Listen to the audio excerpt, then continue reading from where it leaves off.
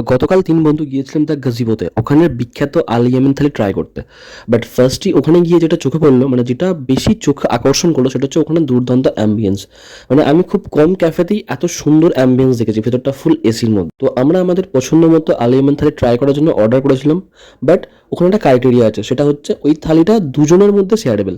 আর আমরা যেহেতু ৩ জন ছিলাম, তো ওটা আমাদের জন্য অ্যাভেলেবেল ছিল না। তো সেই কারণে আমরা অর্ডার করেছিলাম মুর্গ মস্তানা মান্ডি। এই মুর্গ মস্তানা মান্ডির দাম নিয়েছিল 779 টাকা। অনুযায়ী যে কোয়ান্টিটি ছিল, মানে যে পরিমাণ কোয়ান্টিটি ওখানে ছিল, সেটা যথেষ্ট। মানে ৩ জনের জন্য হোল মান্ডিটায় ছিল 1 plate butter chicken, 1 plate raita, 1 plate kadai chicken. এই কারাই চিকেনটা দারুণ খেতে করেছিল।